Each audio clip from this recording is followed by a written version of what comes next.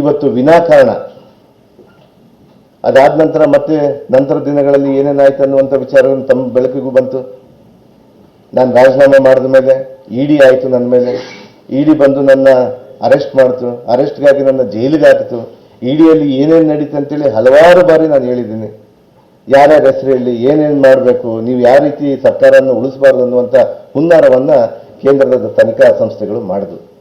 ಆದರೂ ನ್ಯಾಯಾಲಯಕ್ಕೆ ಮೊರೆ ಹೋಗಿ ನನಗೆ ನ್ಯಾಯಾಲಯದಿಂದ ನಾನು ಆ ಜೈಲಿಂದ ಹೊರಗಡೆ ಬಂದ ಮೇಲೆ ನಾನು ಮತ್ತೆ ಅವಕಾಶ ಮಾಡಿಕೊಡ್ಬೇಕಂತೇಳಿ ನಾನು ಕೇಳಿದ್ದೆ. ಈ ನಿಟ್ಟಿನಲ್ಲಿ ನಾನು ಇವತ್ತು ಮಾನ್ಯ ಈ ಸದನದ ವಿರೋಧ ಪಕ್ಷದ ನಾಯಕರಿಗೆ ಈ ಎಲ್ಲ ವಿಚಾರಗಳನ್ನು ನಾವು ಹೇಳಬೇಕಂತೇಳಿ ನಾವು ಅವ್ರನ್ನ ಸದನದಲ್ಲಿ ನಾವು ಚರ್ಚೆಗೆ ಮುಕ್ತ ಅವಕಾಶ ಕೇಳಿದಾಗ ಅವ್ರು ಯಾವುದೇ ಕಾರಣಕ್ಕೂ ಮಾಡ್ತಾ ಇಲ್ಲ. ಏನು ಒಬ್ಬ ದಲಿತ ಮತ್ತೊಮ್ಮೆ ಮಂತ್ರಿ ಆಗಿದ್ದಾನೆ, ಒಬ್ಬ ಆದಿವಾಸಿ ಜನಾಂಗದಿಂದ ಮತ್ತೊಮ್ಮೆ ಮಂತ್ರಿ ಆಗಿದ್ದಾನೆ. ಇವನಿಗೆ ಹೆಂಗಾದರೂ ಮಾಡಿ ತೆಗಿಬೇಕು, ಇವನಿಗೆ ಹೆಂಗಾದರೂ ಮಾಡಿ ಅಲ್ಲಿಂದ ಇಳಿಸ್ಬೇಕು ಅನ್ನುವಂಥ ಹುನ್ನಾರವನ್ನು ಈ ಮನುವಾದಗಳು ಮಾಡ್ತಾ ಇದ್ದಾರೆ. ಇವತ್ತು ಇಡೀ ದೇಶನೇ ನೋಡ್ತಾ ಇದೆ ಇವತ್ತು ಯಾವ ರೀತಿ ಕೇಂದ್ರದಲ್ಲಿರುವಂಥ ಸರ್ಕಾರ ಯಾವ ರೀತಿ ನಮ್ಮ ದೇಶವನ್ನು ನಡೆಸ್ಕೊಂಡು ಹೋಗ್ತಿದೆ ಅಂತೇಳಿ. ಅದರಲ್ಲಿ ಮುಖ್ಯವಾಗಿ ದಲಿತರನ್ನ ಈ ದೇಶದಲ್ಲಿ ಈ ಮನುವಾದಿಗಳು ಇವತ್ತು ಯಾವ ರೀತಿ ನಡೆಸ್ಕೊಂಡು ಹೋಗ್ತಾ ಇದ್ದಾರೆ ಅನ್ನುವಂಥ ವಿಚಾರವನ್ನು ಈಗಾಗಲೇ ದೇಶಾದ್ಯಂತ ಕಣ್ತೆರೆದು ನೋಡ್ತಾ ಇದೆ. ಇವತ್ತು ಮೊನ್ನೆ ತಾನೇ ಇನ್ನ ಒಂದು ಘಟನೆ ಕೂಡ ನಡೀತು.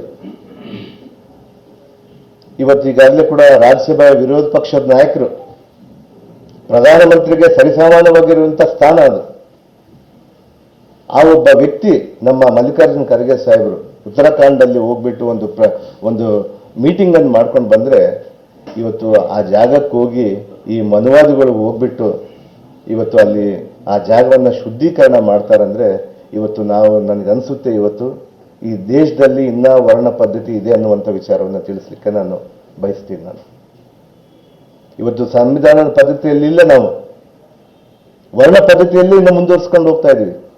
ಅಂಥ ಒಬ್ಬ ನಾಯಕರಿಗೇನೆ ಇವತ್ತು ಒಬ್ಬ ಅತ್ಯಂತ ಹಿರಿಯ ನಾಯಕರು ಮತ್ತು ಪ್ರಧಾನಿಗೆ ಸರಿಸಮಾನವಾಗಿರುವಂಥ ನಾಯಕರಿಗೆ ಈ ರೀತಿ ಮಾಡ್ತಾ ಇದ್ದಾರೆ.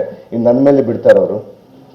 ಇವತ್ತು ಕೇವಲ ಏನಿಲ್ಲ, ಒಬ್ಬ ದಲಿತ, ಒಬ್ಬ ಆದಿವಾಸಿ ಮಂತ್ರಿಯಾಗಿದ್ದಾನೆ, ಇವ್ರನ್ನ ತೆಗಿಬೇಕು ಅನ್ನುವಂಥ ವಿಚಾರದಿಂದ ಇವತ್ತು ವಿರೋಧ ಪಕ್ಷದ ನಾಯಕರು ಇವತ್ತು ನಮ್ಮ ಸದನದಲ್ಲಿ ಮಾಡ್ತಾ ಇದ್ದಾರೆ. ನಮ್ಮ ಸಮಾಜ ಕೂಡ ಅಖಂಡ ವಾಲ್ಮೀಕಿಯ ಕರ್ನಾಟಕ ಸಮಾಜ ಇದನ್ನ ಬಹಳ ಸೂಕ್ಷ್ಮವಾಗಿ ಗಮನಿಸ್ತಾ ಇದೆ. ಮಾಧ್ಯಮದ ಮೂಲಕ ನಾನು ಹೇಳಲಿಕ್ಕೆ ನಾನು ಇಷ್ಟಪಡ್ತೀನಿ ನಮ್ಮ ವಿರೋಧ ಪಕ್ಷದ ನಾಯಕರಿಗೆ. ಸುಮ್ಮನೆ ಬಿಡಲ್ಲ. ನಮ್ಮ ಸಮಾಜ ಕೂಡ ಬಹಳ ದೊಡ್ಡ ಮಟ್ಟದಲ್ಲಿ ಕರ್ನಾಟಕದಲ್ಲಿ ಬಹಳ ಶಕ್ತಿವಂತವಾಗಿದೆ. ಇವತ್ತು ಅವ್ರು ನೋಡ್ತಾ ಇದ್ದಾರೆ ಇದನ್ನ ಯಾವ ರೀತಿ ಒಬ್ಬ ದಲಿತನ ಮೇಲೆ ಬಿಜೆಪಿ ಗದಾ ಪ್ರಹಾರ ಮಾಡ್ತಾ ಇದೆ, ಯಾವ ರೀತಿ ಒಬ್ಬ ದಲಿತನ ಮೇಲೆ ಇಲ್ಲ ಸಲ್ಲದ ಕಾರಣಗಳನ್ನು ಹೇಳಿ ಅವರನ್ನ ಇಕ್ಕಟ್ಟಿಗೆ ಸಿಲುಸ್ತಾ ಇದ್ದಾರೆ ಅನ್ನುವಂಥ ವಿಚಾರವನ್ನ ಇವತ್ತು ನಮ್ಮ ಸಮಾಜ ಕೂಡ ಅಖಂಡ ವಾಲ್ಮೀಕಿಯ ಕರ್ನಾಟಕ ಸಮಾಜ ಇವತ್ತು ನೋಡ್ತಾ ಇದೆ. ಬಹುಶಃ ಮುಂದಿನ ದಿನಗಳಲ್ಲಿ ಅವರಿಗೆಲ್ಲ ಕೂಡ ಗೊತ್ತಾಗುತ್ತೆ. ಚುನಾವಣೆಗಳು ಬರ್ತವೆ. ಜನತಾ ನ್ಯಾಯಾಲಯಕ್ಕಿಂತ ಯಾವ ನ್ಯಾಯಾಲಯ ದೊಡ್ಡದಲ್ಲ. ಅದರಲ್ಲಿ ಗೊತ್ತಾಗುತ್ತೆ ಅವ್ರಿಗೆ ಏನಂತೇಳಿ, ನಮ್ಮ ಸಮಾಜ ಯಾವ ರೀತಿ ಕೆಲಸ ಮಾಡುತ್ತೆ ಅಂತೇಳಿ. ನಮ್ಮ ಮುಖ್ಯಮಂತ್ರಿಯವರು ಕೂಡ ಅನೇಕ ಬಾರಿ ಹೇಳಿದ್ದಾರೆ. ಮೊನ್ನೆನೂ ನಮ್ಮ ಪರಿಷತ್ತಲ್ಲಿ ಅವರು ಗಲಾಟೆ ಮಾಡ್ತಾ ಇದ್ರೆ, ಅವ್ರಿಗೆ ಗಲಾಟೆ ಮಾಡುವಂಥ ಸಂದರ್ಭದಲ್ಲಿ ಅವ್ರ ಪರಿಷತ್ತಲ್ಲಿ ಬಂದು ಅವರು ಉತ್ತರ ಕೊಡಬೇಕಾದ್ರೆ ಅವ್ರು ಹೇಳ್ತಾ ಇದ್ರು, ನಾನು ಈ ಸ್ಥಾನದಿಂದ ಯಾರಿಗೂ ಕೂಡ ಅನ್ಯಾಯ ಮಾಡಲ್ಲ, ನೀವು ಏನೇ ಚರ್ಚೆಗೆ ಬಂದರೂ ನಾವು ಸಿದ್ಧವಾಗಿದ್ರಿ ಅಂತೇಳಿ. ಬಹಳ ಅದ್ಭುತವಾದಂಥ ಭಾಷಣ ಮೊನ್ನೆ ಅವರು ನಮ್ಮ ಪರಿಷತ್ತಲ್ಲಿ ಮಾಡಿದ್ರು. ನಮ್ಮ ಐವನ್ ಸಾಹೇಬರು ಇದ್ರು. ಪ್ರತಿಯೊಬ್ಬರು ನಾನು ನೋಡಿದಂಥ ಸಂದರ್ಭದಲ್ಲಿ ಇವತ್ತು ರಾಜ್ಯದ ಅನೇಕ ಮುಖ್ಯಮಂತ್ರಿಗಳು ಅವರದೇ ಶೈಲಿಯಲ್ಲಿ ಬಹಳ ವಿಶಿಷ್ಟವಾಗಿ ಇವತ್ತು ಮಾಡ್ಕೊಂಡು ಬಂದಿದ್ದಾರೆ. ಅಂದರೆ ಅವರ ಭಾಷಣಗಳನ್ನು ನಾನು ಕೆಲವ್ರದ್ದು ಮಾತ್ರ ನೋಡಿದ್ದೀನಿ. ಮೊನ್ನೆ ಸಿದ್ದರಾಮಯ್ಯ ಅವರು ಕೂಡ ಅವರ ಭಾಷಣ ಬಹಳ ಅದ್ಭುತವಾಗಿ ಮಾಡ್ತಾ ಇದ್ರು. ಇವತ್ತು ಮೊನ್ನೆ ನಮ್ಮ ಮುಖ್ಯಮಂತ್ರಿಯವರು ಮಾಡಿದಂಥ ಭಾಷಣ ನೋಡಿದ್ರೆ ರಾಜಕೀಯದ ಮೇಲೆ ಆಸೆ ಹುಟ್ಟುತ್ತೆ, ನಾವು ಆ ರೀತಿ ಇರಬೇಕಪ್ಪ ಅನ್ನುವಂಥದ್ದನ್ನು. ಮುಖ್ಯಮಂತ್ರಿ ಸ್ಥಾನಕ್ಕೆ ಬಂದ ಮೇಲೆ ಅವರು ಆ ಮುಖ್ಯಮಂತ್ರಿ ಸ್ಥಾನದಿಂದ ಕುರ್ಚಿಯಿಂದ ಹೇಳ್ತಾ ಇದ್ರು, ನಾವು ಯಾರಿಗೂ ಕೂಡ ನಮ್ಮ ವೆಂಜನ್ಸ್ ಇಲ್ಲ, ನಾವು ಯಾರಿಗೂ ತೊಂದರೆ ಮಾಡೋದಿಲ್ಲ, ನೀವು ಯಾವತ್ತೂ ಸದಾ ನಮ್ಮ ಮೇಲೆ ಬೆಳಕು ಚೆಲ್ತಾ ಇರಬೇಕು, ನಮ್ಮನ್ನು ಕೇಳಿ ಪ್ರತಿಯೊಂದು ವಿಚಾರಕ್ಕೂ ಚರ್ಚೆಗೆ ಬನ್ನಿ ಅನ್ನುವಂಥ ವಿಚಾರವನ್ನು ನಮ್ಮ ಮುಖ್ಯಮಂತ್ರಿಯವರು ಹೇಳಿದ್ದಾರೆ. ಆ ನಿಟ್ಟಿನಲ್ಲೇ ಕೂಡ ನಾವು ಕೂಡ ವಿಧಾನಸಭೆಯಲ್ಲೂ ಕೂಡ ಚರ್ಚೆಗೆ ಆಹ್ವಾನ ಮಾಡಿದ್ರು ಇದೇ ರೀತಿಯಾದಂಥ ಗೊಂದಲವನ್ನು ಸೃಷ್ಟಿ ಮಾಡ್ತಾ ಇದ್ದಾರೆ. ಅವರೇನು ಒಂದು ಸುಳ್ಳನ್ನು ಹೇಳಿ ಹೇಳಿ ಹೇಳಿ ಸತ್ಯ ಮಾಡಲಿಕ್ಕೆ ಹೊರಟಿದ್ದಾರೆ. ಆದರೆ ಇವತ್ತು ನ್ಯಾಯ ದೇವತೆ ನಮಗೆ ಆ ರೀತಿ ಮಾಡಲ್ಲ. ನಮ್ಮ ಪಕ್ಷ ಈಗಾಗಲೇ ಕೂಡ ಸದಾ ಸಿದ್ಧವಾಗಿ ಅವ್ರಿಗೆ ಎದುರಿಸಲಿಕ್ಕಿದೆ, ಅವ್ರಿಗೆ ಈ ವಿಚಾರವನ್ನು ಬೆಳಕು ಚೆಲ್ಲಲಿಕ್ಕಿದೆ. ಈ ಕೇಸಲ್ಲಿ ಏನಿದೆ ಸ್ವಾಮಿ, ನಾನು ಹೇಳ್ತೀನಿ, ಇವತ್ತು ನನ್ನನ್ನು ಕೇಸ್ ಇದೆ, ತಾವು ರಾಜೀನಾಮೆ ಕೊಡಿ, ನನ್ನ ವಜಾ ಮಾಡಿ ಅಂತೇಳಿ ಕೇಳ್ತಾ ಇದ್ರು. ವಜಾ ಮಾಡಿ ಅಂತೇಳಿ. ಅವ್ರು ಯಾಕೆ ಮಾಡ್ಬೇಕು ಸ್ವಾಮಿ? ನಾನು ಈ ದೇಶ, ಈ ಸಂವಿಧಾನ, ನನಗೆ ಇದೇ ಸಂವಿಧಾನ, ಈ ಸಂವಿಧಾನ ನನ್ನ ಕಾಪಾಡ್ತಾ ಇದೆ. ನಾವು ಈ ಸಂವಿಧಾನವನ್ನ ಕಾಂಗ್ರೆಸ್ ಪಕ್ಷ ಇದಕ್ಕೆ ಯಾಕೆ ನಾವು ಇದನ್ನ ರಕ್ಷಣೆ ಮಾಡಲಿಕ್ಕೆ ಇವತ್ತು ನಮ್ಮ ಕಾಂಗ್ರೆಸ್ನ ಮುಖಂಡರೆಲ್ಲ ಸೇರಿ ಪ್ರತಿಯೊಬ್ಬರು ಕೂಡ ಸಂವಿಧಾನವನ್ನು, ಈ ಬುಕ್ಕನ್ನು ಯಾಕೆ ಎತ್ತಿ ಹಿಡಿತಾರೆ ಅಂದ್ರೆ, ಬಾಬಾ ಸಾಹೇಬ್ ಅಂಬೇಡ್ಕರ್ ಕೊಟ್ಟಿರುವಂತಹ ಬೈಬಲ್ ಇದು ನಮಗೆ. ಈ ಸಂವಿಧಾನ ನಮಗೆ ರಕ್ಷಣೆ ಮಾಡುತ್ತೆ.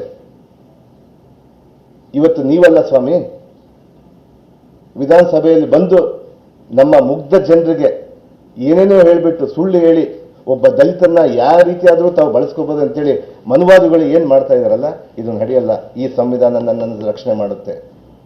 ಬಾಬಾ ಸಾಹೇಬ್ ಅಂಬೇಡ್ಕರ್ ಕೊಟ್ಟಂತ ಸಂವಿಧಾನ ನನ್ನ ರಕ್ಷಣೆ ಮಾಡುತ್ತೆ.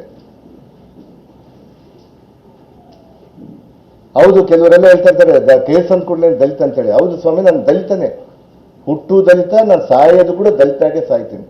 ಅದು ನಮ್ಮ ಅಂಬೇಡ್ಕರ್ ಅವರು ಈ ಸಂವಿಧಾನ ಕೊಟ್ಟಂತ ನನಗೆ ರಕ್ಷಣೆ ಇದೆ. ಇವತ್ತು ಬಹುಶಃ ಈ ಸಂವಿಧಾನ ಇಲ್ಲಾಂದ್ರೆ ನಾವು ಎಲ್ಲಿ ಹೋಗ್ತಿದ್ವೋ ನನಗೆ ಗೊತ್ತಾಗ್ತಿದ್ದಿಲ್ಲ. ಅಂತ ರೀತಿಯಾಗಿ ಇವತ್ತು ನಮ್ಮ ವಿರೋಧ ಪಕ್ಷದವರು ಹಲವಾರು ಜ್ವಲಂತ ಸಮಸ್ಯೆಗಳನ್ನು ಬಿಟ್ಟು ಇವತ್ತು ಈ ಕೇಸನ್ನ ಇಟ್ಕೊಂಡು ಇವತ್ತು ನನ್ನ ರಾಜೀನಾಮೆಯನ್ನು ಕೇಳ್ತಾ ಇದ್ದಾರೆ. ಇವತ್ತು ಬಹುಶಃ ಇವತ್ತು ಬಹಳ ಜನ, ಇವತ್ತು ದೇಶದಲ್ಲಿರುವಂಥ ಅನೇಕ ಮಂತ್ರಿಗಳು, ಇವತ್ತು ದೇಶವನ್ನು ನಡೆಸುವಂಥ ಮಂತ್ರಿಗಳಲ್ಲಿ ಈಗಾಗಲೇ ಕೂಡ ದೇಶದಲ್ಲಿ ಕೇಂದ್ರ ಮಂತ್ರಿಗಳನ್ನು ಒಳಗೊಂಡು ಸುಮಾರು ದೇಶದ ಬಿಜೆಪಿ ಅಧಿಕಾರದಲ್ಲಿರುವಂಥ ಮಂತ್ರಿಮಂಡಳ ಸುಮಾರು 336 ಜನ ಇದ್ದಾರೆ. ಅದರಲ್ಲಿ 78 ಜನ ಕೇಂದ್ರ ಮಂತ್ರಿಗಳು ಕೂಡ ಇದ್ದಾರೆ. ಈ 326 ಜನದಲ್ಲಿ 126 ಜನದ ಮೇಲೆ ಗಂಭೀರವಾದಂಥ ಪ್ರಕರಣಗಳಿದ್ದಾವೆ. ಅವ್ರು ಯಾಕೆ ರಾಜೀನಾಮೆ ಕೇಳಲ್ಲ ಸ್ವಾಮಿ ನೀವು? ಇವತ್ತು ನಾನು ಕಾಂಗ್ರೆಸ್ ಪಕ್ಷ, ಒಬ್ಬ ದಲಿತ ಅಂತೇಳಿ ತಾವು ಕೇಳ್ತಾ ಇದ್ದೀರಾ?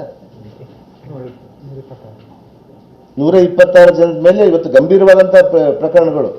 ಅದು ಹೇನಸ್ ಅಂದ್ರೆ ನಿಮಗೆ ಕಿಡ್ನಾಪ್ ಆಗಿರ್ಬೋದು, ರೇಪ್ ಆಗಿರ್ಬೋದು, ಅಟೆಂಪ್ಟ್ ಮರ್ಡರ್ ಆಗಿರ್ಬೋದು, ಮಾನಭಂಗಗಳು ಆಗಿರ್ಬೋದು. ಇವತ್ತು ತಾವೆಲ್ಲರೂ ತಾವೇ ನೋಡ್ತಾ ಇದ್ದೀರಿ. ಇವತ್ತು ಸುವೇಂದು ಅಧಿಕಾರಿ ಅಂತೇಳಿ ನಮ್ಮ ಪಶ್ಚಿಮ ಬಂಗಾಳದ ಮುಖ್ಯಮಂತ್ರಿ ಇದ್ದಾರೆ, ಅವ್ರ ಮೇಲೆ 29 ಕೇಸ್ಗಳಿದ್ದಾವೆ, ಗಂಭೀರವಾದಂಥ ಪ್ರಕರಣಗಳಿದ್ದಾವೆ. ಇಲ್ಲ ಸ್ವಾಮಿ, ಕೆಲವರಿಗೆಲ್ಲ ನ್ಯಾಯಾಲಯಗಳು ಹೋದ್ಮೇಲೆ ಅಲ್ಲಿಂದ ವಾಪಸ್ ಅಂದ್ರೆ ಅವ್ರ ಮೇಲೆ ಏನಿಲ್ಲ ಅಂತ ಹೇಳಿ ಬರುತ್ತೆ. ನನಗೂ ಅದೇ ನಂಬಿಕೆ ಇದೆ. ನನಗೆ ಇವತ್ತು ಬೇಲ್ ಕೊಟ್ಟು ಕಳಿಸಿದ್ದಾರೆ. ಹೌದು, ನೀನು ಇನ್ನ ಅಪರಾಧಿ ಅಲ್ಲ, ನಿನ್ನ ಮೇಲೆ ಬರೀ ಆರೋಪ ಬಂದಿದೆ ಅಂತೇಳಿ. ನಾನು ಈ ಸಂವಿಧಾನದಲ್ಲಿ ಏನೇನು ಬೇಕೋ ಅದನ್ನೆಲ್ಲ ಕೂಡ ನಾನು ರಕ್ಷಣೆ ಕೊಡಲಿಕ್ಕೆ ನ್ಯಾಯ ವ್ಯವಸ್ಥೆ ಕೂಡ ನಾನು ಹೋಗಿದ್ದೀನಿ. ಈ ಕೇಂದ್ರ ಸಂಸ್ಥೆಗಳು ಇವನ್ನ ಇಟ್ಕೊಂಡು ಅದನ್ನ ನನ್ನ ಮೇಲೆ ಇಲ್ಲ ಸಲ್ಲದ ವ್ಯವಹಾರಗಳನ್ನು, ಇಲ್ಲ ಸಲ್ಲದ ಆರೋಪಗಳನ್ನು ಮಾಡಿ ನನಗೆ ಇಕ್ಕಟ್ಟಿಗೆ ಸಿಲಿಸಿದಾಗ ನ್ಯಾಯದೇವಾಲಯ ರಕ್ಷಣೆ ಕೊಟ್ಟಿದೆ. ಇವರೇನು ನ್ಯಾಯದೇವರುಗಳ ಆ ಸ್ಥಾನದಲ್ಲಿ ಕುಂತು ನೀನು ಆರೋಪಿ, ನೀನು ಕನ್ವಿಕ್ಟ್ ಆಗಿದೆ, ನೀನು ಆಗಿದೆ ಅಂತೇಳಿ. ನಾನು ಎಲ್ಲೆಲ್ಲ ಕನ್ವಿಕ್ಟ್ ಆಗಿದ್ದೇನೆ ಸ್ವಾಮಿ? ನನಗೆ ಅವಕಾಶ ಇದೆ. ಈ ಸಂವಿಧಾನದಲ್ಲಿ ನನ್ನ ಮೂಲಭೂತ ಹಕ್ಕು ಅದು. That is my fundamental right. ನನಗೆ ಆ ಹಕ್ಕನ್ನು ಕೂಡ ತಾವು ಕಲಿಸದೇ ಇದ್ರೆ ಹೆಂಗ್ ಸ್ವಾಮಿ? ನನ್ನ ರಾಜೀನಾಮೆ ಕೇಳಕ್ಕಿಂತ ಮೊದಲು ನೀವು 126 ಜನದ ರಾಜೀನಾಮೆ ಮಾಡಿಸಿ, ಮುಖ್ಯಮಂತ್ರಿ ಸುವೇಂದು ಅಧಿಕಾರಿ ಅವ್ರನ್ನ ರಾಜೀನಾಮೆ ಮಾಡಿಸಿ, ಅಸ್ಸಾಂ ಮುಖ್ಯಮಂತ್ರಿ ಆದಂಥ ಹೇಮಂತ ಬಿಶ್ವಾಸ್ ಅವ್ರನ್ನ ರಾಜೀನಾಮೆ ಮಾಡಿಸಿ, ಅವ್ರನ್ನ ರಾಜೀನಾಮೆ ಬಿಟ್ಟು ಒಬ್ಬ ದಲಿತರಿಂದ ಕೆಳಮಟ್ಟದಿಂದ ಮೇಲೆ ಬಂದವ್ರ ಮೇಲೆ ತಾವು ಗದಾ ಪ್ರಹಾರ ಮಾಡ್ತಾ ಇದ್ರು ಸ್ವಾಮಿ. ಇದು ಯಾವ ನಾಯಿ ಸ್ವಾಮಿ ಇದು? ಇಲ್ಲೇ ಇದೇ ಸದನದಲ್ಲಿ ವಿರೋಧ ಪಕ್ಷದವ್ರ ಮೇಲೆ, ನಮ್ಮ ಆ ಸದನದ ವಿರೋಧ ಪಕ್ಷದ ನಾಯಕರಿಂದ ಹಿಡಿದು ಎಲ್ಲರ ಮೇಲೆ ಎಷ್ಟು ಕೇಸ್ ಇಲ್ಲ ಸ್ವಾಮಿ? ಎಲ್ಲರ ಮೇಲೂ ಇದೆ. ನ್ಯಾಯಾಲಯಗಳಲ್ಲಿ ಪ್ರಕರಣಗಳಲ್ಲಿ ಬರಲಿ, ನ್ಯಾಯಾಲಯ ನನಗೇನಾದರೂ ತೀರ್ಪು ಮಾಡಿ ನೀನು ಆರೋಪಿ, ನೀನು ಕನ್ವಿಕ್ಟ್, ನಿನ್ನಿಂದ ತಪ್ಪಾಗಿದೆ ಅಂದ್ರೆ ನಾನು ಯಾವುದೇ ಶಿಕ್ಷೆ ಕೊಟ್ಟು ಕೂಡ ನಾನು ತಲೆಬಾಗಕ್ಕೆ ನಾನು ತಯಾರಿದ್ದೀನಿ. ನ್ಯಾಯಸ್ಥಾನಕ್ಕೆ ನಾನು ತಲೆಬಾಗ್ತೀನಿ.